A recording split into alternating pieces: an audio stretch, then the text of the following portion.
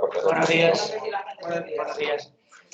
Bueno, hoy ha tenido la amabilidad el doctor Oliver, del Servicio de Microbiología, de venir a hablarnos fundamentalmente de la epidemiología microbiológica que tenemos aquí en nuestra unidad en reanimación.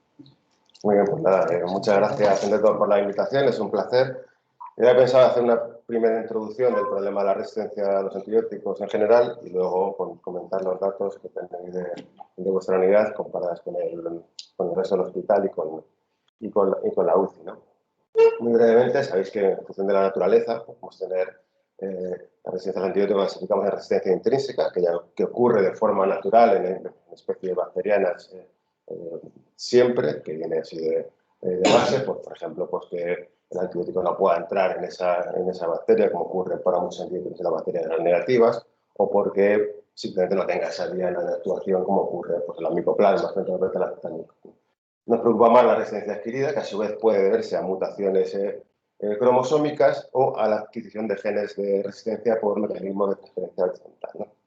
Son mecanismos transferibles que incluyen pues, elementos genéticos como los plástidos.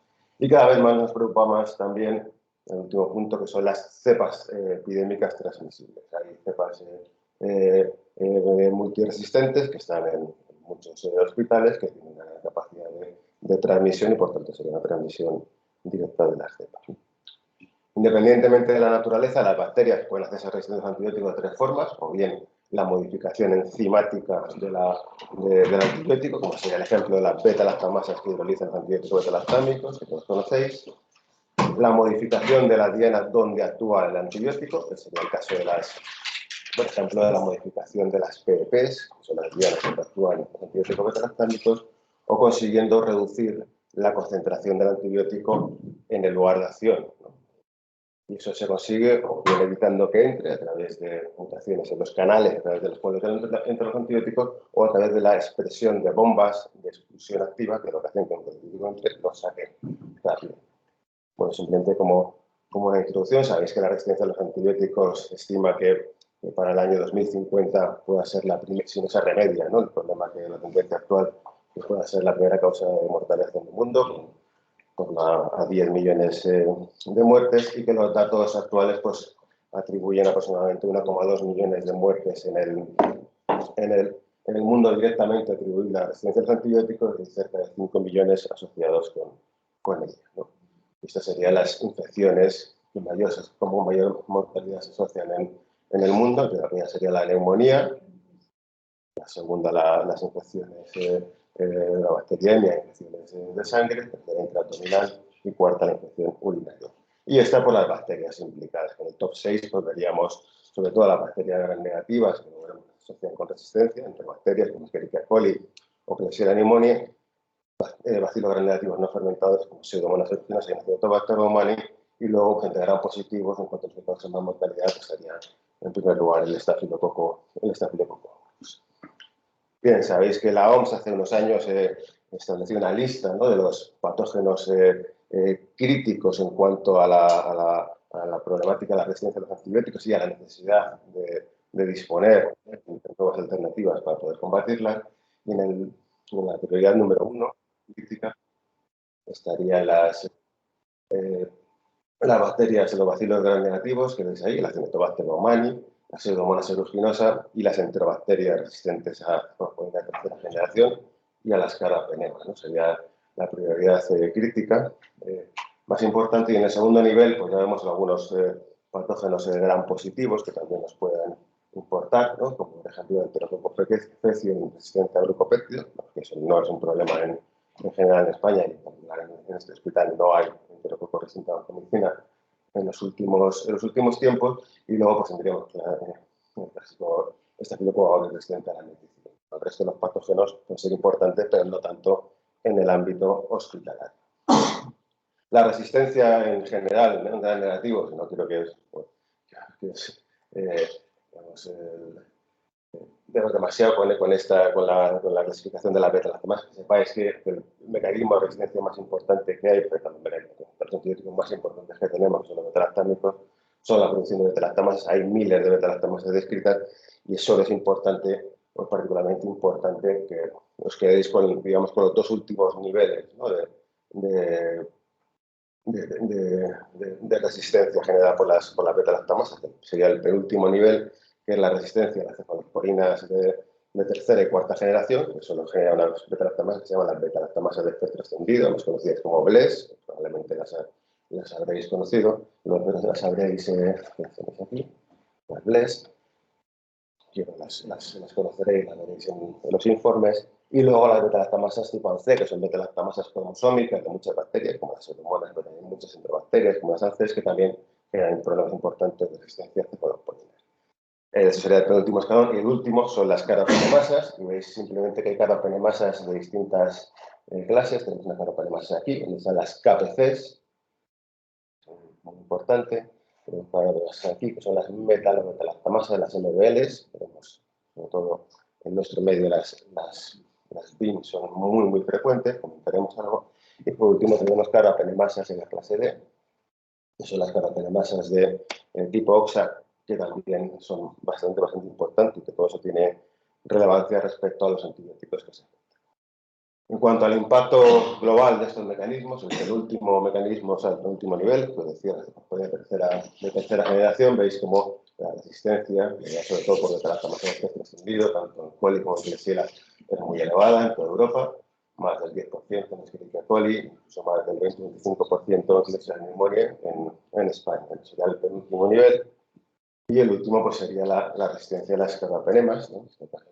Sobre todo en bacterias en Klebsiella pneumoniae, veis como, bueno, ha ido aumentando, ¿no? Eso es el porcentaje de cepas productoras, ¿no? En los últimos 15 años, como veis, Europa pasa a ser prácticamente todo verde, menos Grecia, como el problema pues, ha venido desde allí hacia nosotros y actualmente pues, en España pues, más del 5% de cepas de Klebsiella pneumoniae pues, producen carbapenemasas, ¿no? La resistencia a las carbapenemas, lógicamente. Sabéis que tenemos algunas nuevas antibióticos, sobre todo dentro de las familias de los beta-lactámicos, que es importante conocerlos y utilizarlos bien, pero un poco al final por este tema, y veremos que hay pues, nuevas beta-lactámicos y sobre todo nuevas combinaciones con nuevos inhibidores de beta-lactamasas, donde tendríamos, por un lado, los que derivan del propio anillo beta-lactámico, donde destacamos sobre todo el ceftriaxona tazobactam, sabéis que es una de las principales opciones que tenemos para las pseudomonas multiresistentes, y encontraríamos también pues, la nueva molécula, el cefidrocol, que es un beta-lactámico conjugado con un siderocoro que tiene también mucha potencia frente a cepas germinativas multiresistentes. Tendríamos luego los derivados de los inhibidores de beta-lactamasa del tipo de los diazabiciclostanos, como el avibactam, que creo que lo conocéis todos muy bien, y que actualmente pues, está comercializada la ceftazidima avibactam, lo veis aquí, que también es muy importante frente al tratamiento de algunas cepas fructadas de carbapenemasa.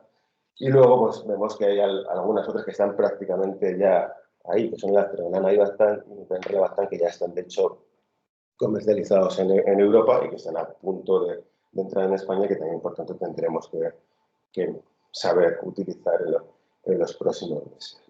Y por último tenemos otros nuevos inhibidores de beta-lactamasas, que son los derivados del ácido borónico, donde ya está comercializado el meropenem baorbactam, que tenemos en el hospital, su utilización está muy restringida frente como para el tratamiento de algunas carbapenemasas concretas, como son las KPCs, que prácticamente no tenemos en el hospital, ¿no?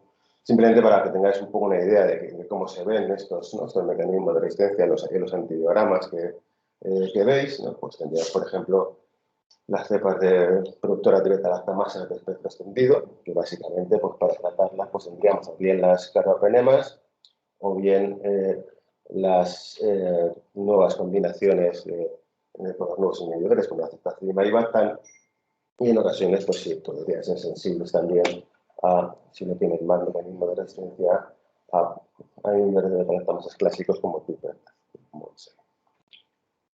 Otra posibilidad, ya entrando en las carbapenemasas, serían las cepas productoras de carbapenemasas de tipo OXA, la OXA 48, que no es muy frecuente en nuestro medio, es la más frecuente en España, pero no en Baleares, y esta beta-lactamasa pues, tiene la peculiaridad que confiere resistencia a las carbapenemas, pero no a las cefalosporinas. Entonces, podría ser un positivo. Un ejemplo de los pocos que hay que se afecten las carbapenemas y no las cefaloporinas, pero el problema es que esas cepas muchas veces llevan una beta-lactamasa espectro extendido, confiere también resistencia a las cefaloporinas y por tanto la limitación muchas veces que tenemos para tratar estas cepas sería la cetacina ira. La otro tipo de carbapenemasa importante que os conocía son las KPCs, tampoco son muy frecuentes sí, en España, no en Baleares, y estas únicamente serían, dentro de los fármacos que hemos tenido hasta ahora, sensibles a cetacilina alga.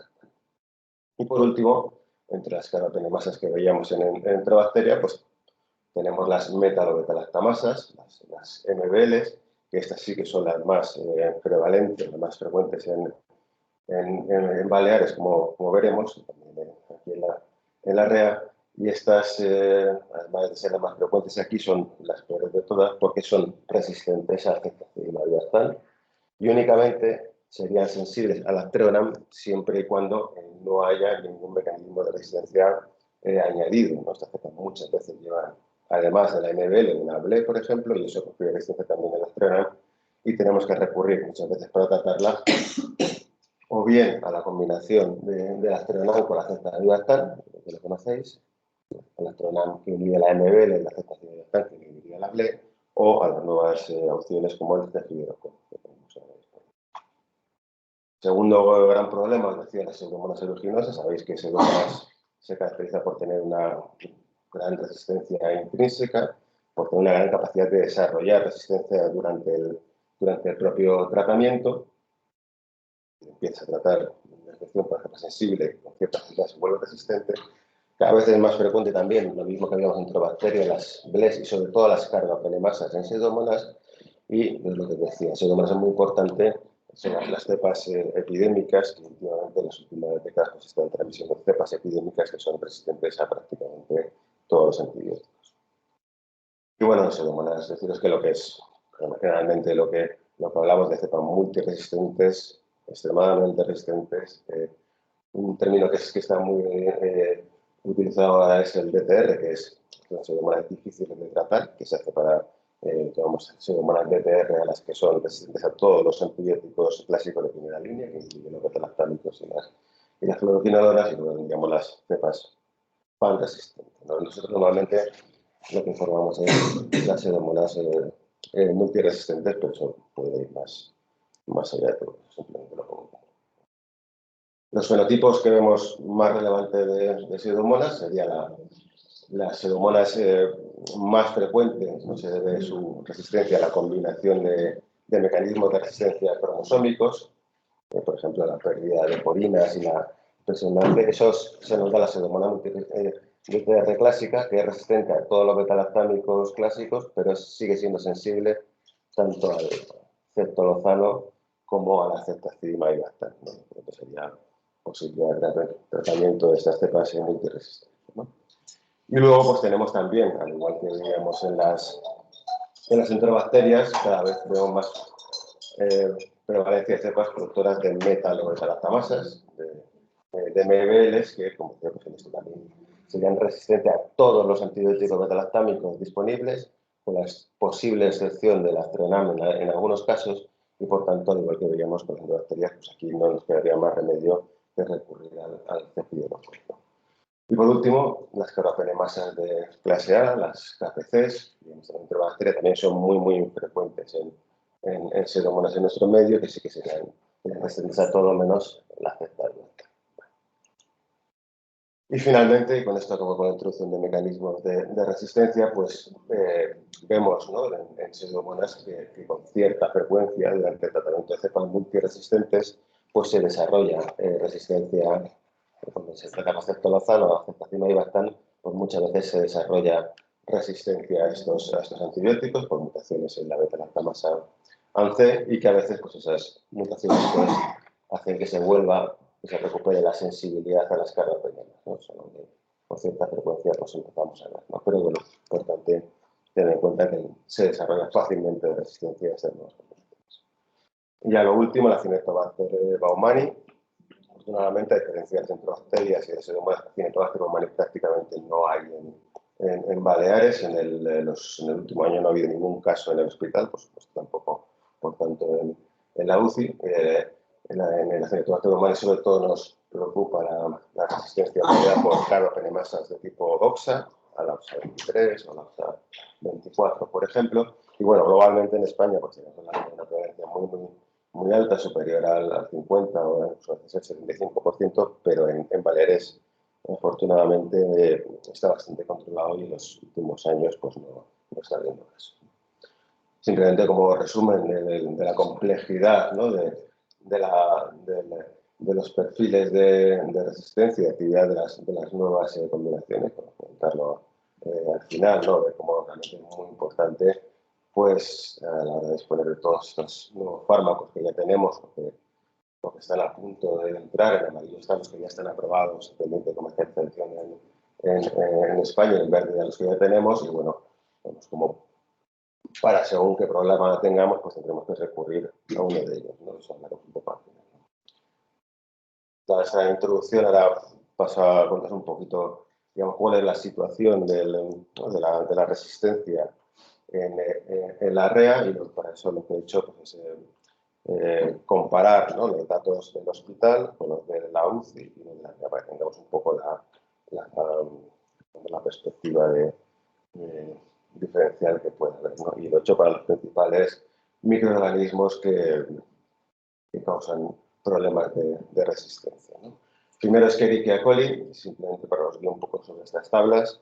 Aquí tenéis el global de son espaces, lo que pasa en la UCI, lo que pasa en la REA, y ese es el número de casos, un único aislado por paciente. Aquí tenemos la cefalosporina tercera, que sería el marcador que tenemos para las beta-lactamases de espectro extendido, y porcentaje de sensibilidad, o sea, que la resistencia sería lo contrario, o sea, lo complementario, ¿no? Y veis que, pues, por ejemplo, en el caso de Escherichia coli, pues en la REA habría aproximadamente un 6% de productoras de BLES, que sería pues, equivalente o incluso un poco menor de lo que hemos visto este año en el conjunto del hospital y en la UCI. Estas son las carbapenemas, el ertapenem y el ertapenem, que nos daría un poco una idea de la producción de carbapenemasas, y veis que prácticamente no hay. En coli no hay, en la REA cero, ninguna, no hay ninguna, y en el conjunto del hospital en la UCI muy poquitas, ¿vale? Y bueno, no os comentaré nada más de los 90. Eso sería en coli. En Klebsiella sí que ha sido un poco diferente. Veis aquí siempre hay más prevalencia de BLES en Klebsiella que en coli, pero veis como, usando como marcador también la cefotaxima, pues en el conjunto del hospital y la UCI estaríamos hablando en torno a un 20%, y aquí en la REA pues, este año hay un 30%, o sea, que un poquito más prevalencia de beta-lactamases de espectro extendido en Klebsiella neumonía en la REA que en la UCI y en el resto. En cuanto a las carbapenemasas que las veríamos aquí, pues prácticamente en torno como mucho un 5%, y sería algo similar a lo que ocurre en la UCI y en el conjunto del hospital, ¿no? Por tanto, en Klebsiella neumonía hay problemas de BLES, pero no tanto de carbapenemasas, ¿no? Por tanto, eso tenemos en cuenta desde el punto de vista del tratamiento. Sí. Quiere decir que en los 21 pacientes habéis testado la aceptabilidad. Sí. Todos. Sí. Siempre que detectáis Klebsiella, hacéis antibiótico para aceptable. Sí, a ver, bien, la ceftriaxona y bactam, a diferencia de los más nuevos como este Fiderocol y estos, están en los paneles primarios que miramos. Lo utilizamos habitualmente. Lo que pasa es que si la cepa es sensible a los antibióticos clásicos, la ceftriaxona y bactam no se informa. Vale, decía que no aparecía. Entonces, eso es, si es sensible a cefotaxima y a cefalosporinas y carbapenems, no sale la ceftriaxona y bactam. Está, de hecho sí es sensible, que es a eso los anteriores que hay bastante, pero como ya para que no se sobreutilice bastante, no salen de los antibiogramas. ¿No? Veis que con el caso de la ceftriaxona y bactam, que os voy a comentar, la sensibilidad a ceftriaxona y bactam es más o menos como el ertapenem. ¿Eso qué quiere decir? ¿No? O sea, lo que quiere decir es que la resistencia que hay a ertapenem por producción de carbapenemasas es prácticamente en todos los casos por producción de metal o beta-lactamasas que tampoco son sensibles a ceftriaxona y bactam, ¿vale? Luego en Klebsiella veremos lo mismo ahora para Enterobacter. la ceftazimima y avastan aquí en este hospital no le aporta nada a las carbapenemas, porque todas las cepas, prácticamente todas las cepas de enterobacterias que son resistentes a las carbapenemas, lo son por producción de metalo-beta-lactamasas, con los cuales ceftazimima y avastan es resistente.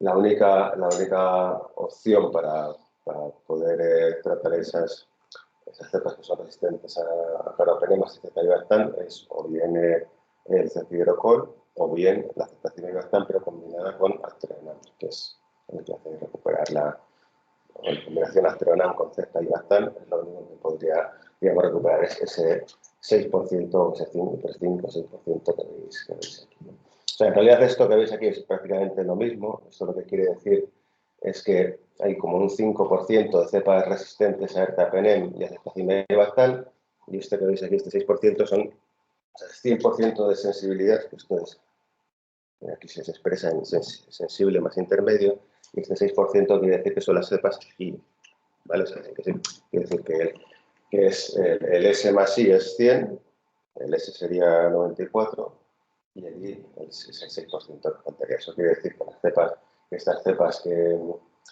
son resistentes a ertapenem y ceftazimima y avastan, que sí la estamos viendo aquí, tiene una sensibilidad y que es, digamos, sensible si aumentas la potencialmente tratable con penopenem a dosis alta, digámoslo así, ¿no? Pero bueno, son cepas que producen carbapenemasas, pero la opción más habitual que tenemos sería ceftazimima y avastan con aztreonam o el cefidrocol. Bueno, esta es la Klebsiella. En Enterobacter es mucho peor en el conjunto del hospital, y la verdad es que los números no es que sean enormes como para sacar grandes conclusiones, ¿no? Porque son solo 20 casos, pero veis que realmente la resistencia es bastante más alta en estos casos de la REA que en el conjunto del hospital. Veis que en Enterobacter estamos hablando de prácticamente, si miramos aquí la aceptación de bastante, un 25% de resistencia, más o menos similar en la UCI y en el resto del hospital. Si miramos desde el meropenem, 20%, y desde el ertapenem incluso mucho más, ¿no? Veis que todos estos marcadores en los pocos casos de la REA pues serían todavía peores, es decir, que de los Enterobacter cloacae que habéis tenido aquí, que no han sido más que 20 casos, prácticamente la mitad eran productores de estas metalo-beta-lactamasas, ¿no? Por lo cual es algo que si tenéis un Enterobacter, pues la cloacae antes del antibiograma, pues tendríais que sospechar que pueda estar implicada una beta-lactamasa de este tipo. Justo al final de la presentación, un poco de qué es lo que podemos aportar para poder sospechar o no una cepa productora de estas carbapenemasas, ¿no? Cuando tenéis un Enterobacter, pues ¿con qué le pongo? Pues hay cosas que se pueden mirar para ver si realmente va a ser de las resistentes o no. Pero bueno, eso lo veremos al final, pero quedaos con que de las 3 enterobacterias, Escherichia coli muy sensibles, Klebsiella pneumoniae, sobre todo Bless, y Enterobacter cloacae es donde tendremos que sospechar la cepa productora de carbapenemasas, que eso, como digo, pues implica también resistencia no solo a las carbapenemas, sino resistencia a ceftazimima y avastan. Vale, bueno, un punto importante a tener en cuenta. Pseudomonas aeruginosa, bueno, aquí hemos visto para las enterobacterias que no hay mucha diferencia entre la UCI y fuera de la UCI. En Pseudomonas aeruginosa sabéis que sí que hay mucha diferencia, ¿no? Las pseudomonas de la UCI son mucho más resistentes, como aquí, por ejemplo, veis, pues el meropenem, ¿no? Por 90% versus 70% de sensibilidad, o podéis ver para prácticamente cualquier antibiótico, como es mucho más resistente en la UCI que fuera de la UCI. Os pongo aquí también en Pseudomonas, decía, muy importante los porcentajes, digamos, de multiresistencia. Veis que es más del doble el porcentaje de multiresistencia de las Pseudomonas en la UCI que fuera de la UCI, y se puso también los porcentajes de productoras de metalo-beta-lactamasas, que serían estas productoras de estas carbapenemasas, que bueno, no es muy alta, pero el doble en la UCI que fuera de la UCI, ¿no? Tenéis el ceftriaxona azobactam como principal antiseudemónico potente, y la ceftazimima y avastan, que también sería muy activo. Y bueno, veis que tienen buena actividad, pero siempre un poco peor en la UCI. En la REA, ¿qué pasa? Pues una situación un poco intermedia. O sea, es la resistencia más alta que fuera de la UCI, pero más baja que dentro de la UCI, en términos generales, ¿no? Por ejemplo, meropenem, 90% sensibles fuera, 70% de la UCI, en la REA pues el 80%. ¿No? Bueno, porcentaje de multiresistencias, 14 fuera, 38 en la UCI, 26 en la REA. Por tanto, es un poco MBL 5%, 5% tampoco son muchísimos casos. Tenéis que la N también es importante para tener en cuenta esto y ver un poco la tendencia luego a lo largo de los años, ¿no? Pero digamos que las pseudomonas sería, digamos, una situación un poco intermedia entre lo que vemos en la UCI y en el conjunto del hospital, lo que tenéis aquí. Pasando ya muy brevemente a los gran positivos, que tienen menos impacto actualmente, como decía al principio, por la tasa de resistencia, prevalencia de MARSA en Staphylococcus aureus, pues hace ya muchos años que es menor, paradójicamente, en la UCI que fuera de la UCI, y eso sobre todo por los proyectos cero, ¿no? De búsqueda activa y de aislamiento y de control de transmisión, ¿no? del MARSA fuera, o sea, dentro de la UCI. En el conjunto del hospital es un 15% y en la UCI un 5%. Esos realmente son tasas en cualquier caso bastante bajas comparadas con las que teníamos hace 10 o 15 años, superábamos el 30%, es decir, el MARSA globalmente ha bajado dentro del hospital, pero bajó más en la UCI que fuera de la UCI. La REA, porque es que es exactamente igual que fuera de la UCI. O para no asimilar, un 15% de la cepa de Staphylococcus aureus que tenéis aquí son resistentes a medicina. No es una tasa muy elevada en cualquier caso. No sé. Y por último, comentaros lo que sí es un problema de resistencia, que probablemente no sea un problema clínico muy notable, pero sí es digamos, uno de los distintivos de resistencia que tenemos en nuestro medio, que es el Staphylococcus epidermidis, muy resistente, sobre todo resistente a linezolid y a teicoplanin, ¿no? Veis que, bueno, que hay prácticamente un 25%, y eso no hay diferencias entre los UCE, entre el hospital, la UCI y la REA, un 25% de sensibilidad de teicoplanina, lo cual es algo, digamos, que es bastante impactante, porque es algo que ha ocurrido en los últimos 2 años desde el COVID. Antes no había resistencia a glucopéptidos en Staphylococcus aureus. O sea, eso es algo que no es específico ni distintivo de la REA, de todo el hospital, pero que es algo importante a tener en cuenta. Estas cepas siguen siendo sensibles a banco, como veis aquí, eso no hay problema, pero la teicoplanina hay que tener cuidado con ella porque hay bastante resistencia en epidermidis y eso, como digo, es algo muy reciente. Bueno, lógicamente epidermidis no es una pseudomonas o una klebsiella en cuanto a la importancia que pueda tener, pero bueno, pues hay que tenerlo en cuenta, ¿no? Y sobre todo destacar el linezolid. Hace ya muchos años que tenemos unas tasas de resistencia al linezolid muy elevadas en Staphylococcus epidermidis, en torno al 25% en el conjunto del hospital y en la UCI. Fijaros como en la REA los Staphylococcus epidermidis es prácticamente más del 60% de las epidemias que tenéis en la REA son resistentes al linezolid. Eso puede tener un impacto muy importante sobre la utilización de este antibiótico. Digamos, probablemente esto es una consecuencia de la utilización, ¿no? Porque el epidermidis es un patógeno, digamos, poco virulento, pero que sí, entonces en los pacientes que están tratados con linezolid, pues muchas veces aparecen esta cepa. Lo digo por si tenéis, ¿no?, infecciones por epidermidis, que desde el punto de vista empírico, pues cuidado con el linezolid, que la probabilidad de que sea resistente es muy elevada. Y bueno, esto es un poco, yo creo que en cuanto a los patógenos que os quería contar, y nada, 5 minutillos rápido, digo, ¿qué es lo que podemos hacer? No sé qué podemos hacer, sobre todo desde microbiología, para tratar de ayudaros a guiar los tratamientos, ¿no? Y eso pues todo pasa, ¿no?, pues por lo que se conoce con el diagnóstico Stewardship, que en castellano lo conocemos como PRODIN, el programa de optimización de diagnóstico microbiológico, donde se basan en el diagnóstico microbiológico rápido, ¿no?, de aquellas infecciones de pacientes críticos que podamos aportar de una forma anticipada tanto en la etiología como los perfiles de resistencia a los antibióticos para poder hacer, digamos, la otra parte que sería digamos, la elección rápida y a tiempo pues, del antibiótico adecuado para tratar las infecciones, ¿no? Muy brevemente, la microbiología clásica, como sabéis, se basa en un cultivo que tarda 1 o 2 días, que es una bacteria, tardas 1 o 2 días en aislarla y al tercer o cuarto día pues tienes un antibiograma. Eso sería lo normal, ¿no? Es decir, claro, 3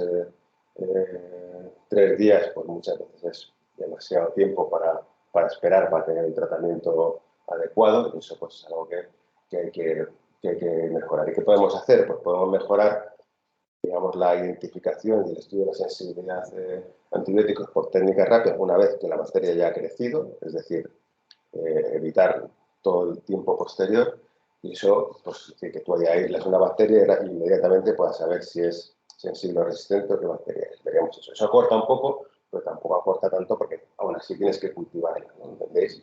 Que la parte primera de las 2 días de cultivo, por muy rápido que luego tú trabajes esa bacteria, tienes que hacerlo de otra forma. Entonces seríamos aquí, que son las técnicas que te permiten hacer un estudio, una identificación rápida, un estudio de sensibilidad, una vez que la bacteria ha crecido.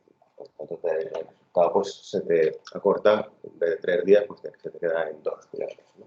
Y luego hay algunas técnicas para directamente sobre la muestra, sin necesidad de cultivo, moléculas que nos permitan identificar la bacteria y hacer el estudio de sensibilidad o detección de resistencia. Así que, hablando ya de 36 y 32 horas, pues hablar pues, de media hora a 8 horas. Eso realmente pues, sí que podría tener un impacto. Muy brevemente, sin entrar en qué es lo que tenemos. Para identificar la bacteria, sobre todo, tenemos las técnicas de espectrometría de masas Malditov, que es una técnica que nos permite identificar la bacteria muy rápidamente, pero en un cultivo que ya ha crecido, es decir, pita un hemocultivo, inmediatamente podemos saber qué bacteria es mediante un Malditov, pero no es aplicable sobre la muestra directa, ¿vale? Por tanto, nos acortaría el tiempo de identificación de la bacteria, pues tiene que haber pitado el hemocultivo, tiene que haberse aislado la bacteria, ¿no? Y bueno, pues también tenemos algunas técnicas moleculares para la identificación que nos permitirían identificar la bacteria cuando está crecida, pero también directamente sobre la muestra biológica, ¿no? Para eso conocéis, yo creo que conocéis, por ejemplo, tecnologías como el Film Array, que son técnicas moleculares que lo que nos permiten es detectar no solo la bacteria que causa la infección, sino los principales mecanismos de resistencia que tiene esa bacteria, y eso lo podemos hacer a partir de un hemocultivo positivo, es decir, no a partir de la sangre, pero sí del hemocultivo positivo, con lo cual acortamos todo el proceso desde que pita el hemocultivo, la bacteria la aíslas y la identificas, y por tanto, en unas pocas horas pues, podríamos tener la sensibilidad y la resistencia del hemocultivo positivo.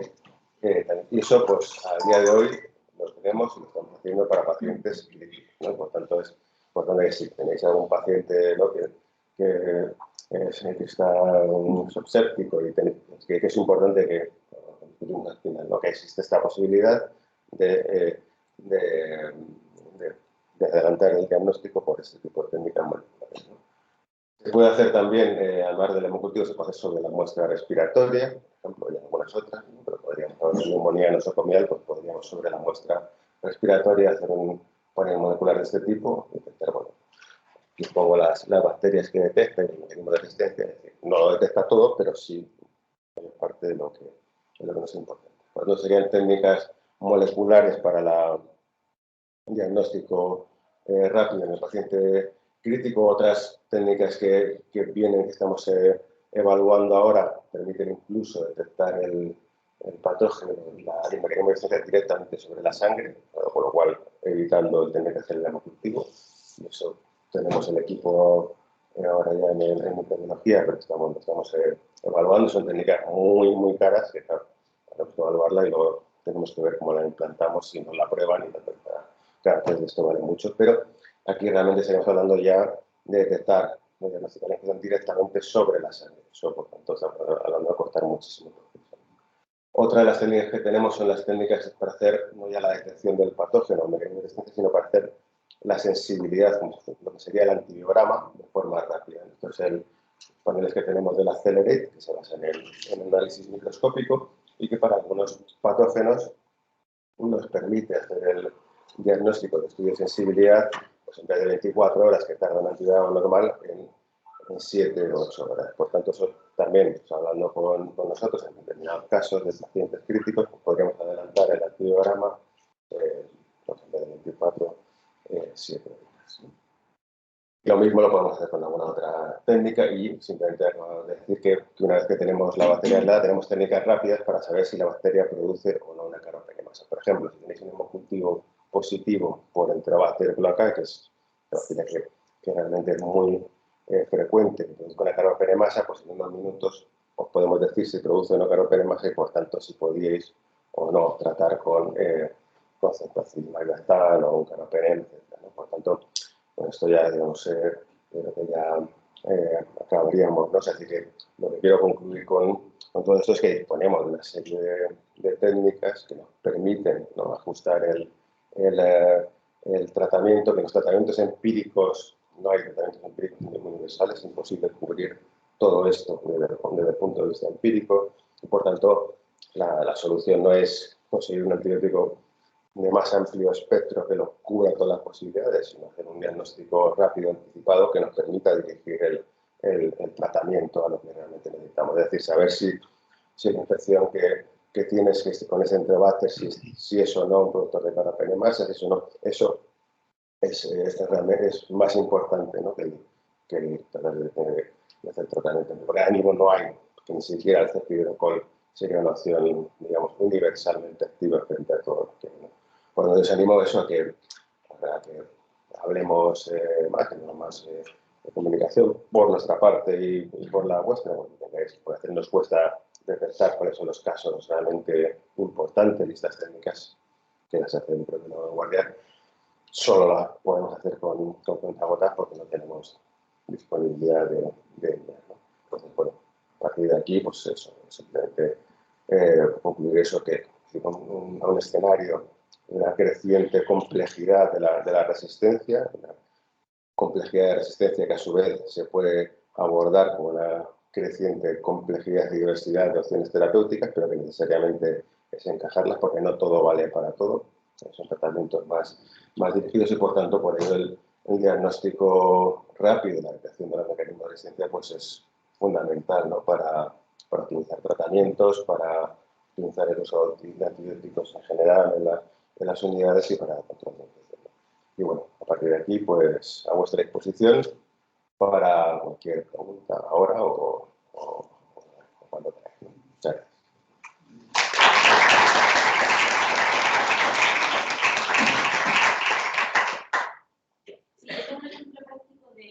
Un caso que nos pasó ayer, ¿no?, que teníamos un shock séptico abdominal intraoperatorio secundario a una peritonitis por una diverticulitis. Entonces el paciente solo estaba cubierto desde planta con meropen. Y ampliamos con Mezolid, miramos las guías y bueno, necesitaba ampliarlo. Mi pregunta es, este paciente no me está ingresado en la REA, por lo tanto supongo que el Mezolid no tiene resistencia. Hubiera sido mejor haberle puesto un acto blanco, porque claro, yo sé que hay resistencias en mi REA y que luego se va a ir ingresado a mi REA, pero no sé si en este caso a lo mejor haberlo comenzado con otro antibiótico disminuiría o hay que ir rotando con... A ver, es decir, el tema de la resistencia al Mezolid es luego aquí, ¿no? O sea, que estamos hablando de bacteriemia, de catéter, tal, o sea, sí. O sea, que Claro, el aureus, el estafilococo aureus, es prácticamente universalmente sensible, ¿vale? Entonces, desde el punto de vista del tratamiento empírico, que lo que tengas que cubrir es estafilococo aureus, más que epidermis, tampoco es necesario cubrirlo de entrada. Eso es lo que hay que valorar, ¿no? Pero por donde tener en cuenta eso, es decir, que la resistencia al Mezolid es del estafilococo epidermidis y no del estafilococo aureus, ¿no? Sí que es importante que no es tanto para título individual, pero sí, digamos, como ecológicamente, como comunidad, eso es algo que a lo mejor se puede cotejar todo esto con el uso del antibiótico. Pero esos datos, sin duda, lo que son reflejos de que el nimesulide se utiliza mucho, o sea que hay mucha presión selectiva de nimesulide. Bueno, por tanto, eso simplemente, quizá lo del epidermis es simplemente un indicador de que se está utilizando mucho el nimesulide y que, por tanto, eso es algo que potencialmente hay que revisar. No sé si para tu paciente concreto, sí, pero sí en el conjunto, ¿no? No te diría que la resistencia en epidermis te vaya a hacer cambiar el tratamiento empírico cuando tienes que cubrir un gran positivo, porque no estás pensando sobre todo en la epidermis, estás pensando más en este audio, son cosas más, ¿no? Pero globalmente sí que habría que hacer una reflexión, ¿no?, del uso del nimesulide y en el caso concreto, ¿no?, de que no sea una cobertura de una infección potencialmente polimicrobiana, como comentas tú, sino, por ejemplo, una infección de catéter en la que te sale un hemocultivo positivo en 4D4 por una epidermidis, ahí sí que no tiene la sensibilidad todavía, probablemente no le ponga nimesulide, si tiene el nimesulide poli otra cosa, que tampoco sea tricopronina porque también es probable que sea resistente. Ahí sí que tendrías que ir a TOA o a banco. ¿Vale? Por tanto, es que hay que ponerlo en el contexto preciso, tanto desde el punto de vista del tratamiento empírico como el de, o sea, no están de cambiar las guías, pero sí que es algo que habría que tener en cuenta. ¿Qué tipo de muestras podéis manipular con técnicas de biología molecular? Sangre, podemos enviar sangre, líquido peritoneal, porque tenemos muchas peritonitis, cordeistencias. El problema de las peritonitis, que muchas veces son polimicrobianas y es complicado por técnicas moleculares de hacerlo, ¿no? Pero potencialmente se para puede. Detectar multiresistencias en pacientes que Por ejemplo, tienen peritonitis terciarias, ¿no? Y que los que están en frasco de pincháis en frasco de hemocultivo, ¿no? Y esas cosas. Eso se puede, efectos prácticos lo podemos manejar como un hemocultivo. O sea, entonces, para sangre, si a día de hoy, para, digamos, muestra directa de sangre, las técnicas que tenemos no son lo suficientemente sensibles. Y el problema de una técnica lo suficientemente sensible es que, claro, lo probable es que sea negativo y ¿qué haces si es negativo? No te da. Entonces, para sangre directa, todavía no, pero sí podemos hacer el hemocultivo positivo y el hemocultivo incubado. Lo que hacemos es hacer una incubación corta de unas 4 horas para aumentar un poco la carga bacteriana y ahí hacer la técnica molecular. Eso sí que lo podemos hacer, ¿vale? Por tanto, pero muestra directa, no. Muestra directa, bueno, 4 horas, que 4 horas tampoco es casi directo, lo digo porque bajamos mucho las densidades. Para muestra directa de sangre es lo que os he comentado, que es este aparatito que lo tenemos, que es el que estamos evaluando, que esto sí que vale para, pues, que no solo molecular, sino que además va a hacer resonancia magnética, y esto es lo único que nos valdría para sangre directa. De muestra directa sí podemos hacer respiratoria. Solo respiratoria. Porque la carga de la infección respiratoria es más alta y ahí sí que nos vale la técnica molecular. Lo otro, es un caso, digamos, podríamos intentarlo, pero siendo conscientes de que la sensibilidad es muy baja. Y haciendo screenings, o sea, hay pacientes en los que los cultivos son negativos, que tienen un shock séptico, han salido negativos, entonces ahí podrían servir, pues, son muestras, las tormentas perianales o nasales. ¿Ahí podréis hacer algo rápido con esto? Sí. A ver, sí, esa es una buena pregunta. A ver, se puede hacer, o sea, pero claro, para las organizaciones, lo suyo es, claro, si realmente tú ese dato de colonización ya lo tienes, ¿no? O sea, te adelantas, ¿no? O sea, tienes un estudio de colonización normal que en 24 horas te descartas si tienes un multiresistente, ¿no? Pues es algo que es planteado, que hacemos en la UPI. Yo creo que aquí en la red no se hace de forma sistemática, ¿no?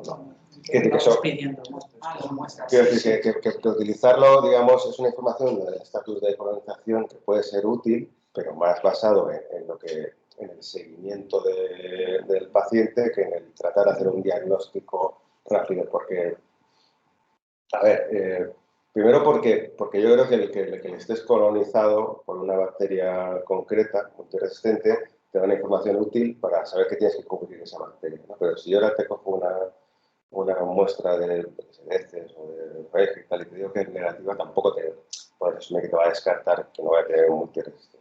Con lo cual, a ver, te da información, pero bueno, que hay que tenerla en su contexto, ¿no? O sea, que ayuda, puede ayudar a guiar un tratamiento en esta colonización, pero tampoco lo podemos considerar a día de hoy como una herramienta diagnóstica aguda para decidir un tratamiento.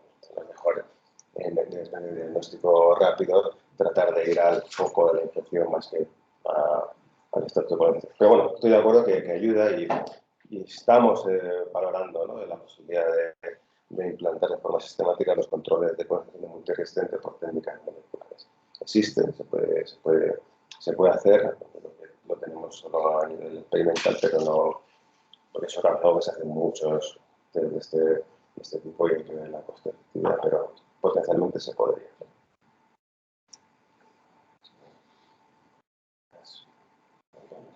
Entonces, los pacientes que tienen que estar en shock de donde sea, del poco que sea, lo mejor es sacar un nuevo cultivo y mandarlo cuanto antes, ¿no? Y el que más y si fuera el origen respiratorio, vamos a sacar una muestra respiratoria, mandarla, y en ese caso sí que tendríamos que llamar y deciros a ver si podemos hacer un... Sí, o sea, que si tú una muestra respiratoria, si va por vía normal, pues implica pues, otro tipo de cultivo, tal, ¿no? Pero si es un paciente que está muy grave con un respiratorio, pueden hacer un film array y eso se puede hacer. Eso se hace, lo hace el que está de guardia, porque tiene que ser llamando y con contención, porque es que nos compran como un kit de 30 pruebas al mes, no como para hacer uno al día, así, pero bueno, si el paciente está grave no hay ningún problema, pero que no es para un diagnóstico de algo, ¿no?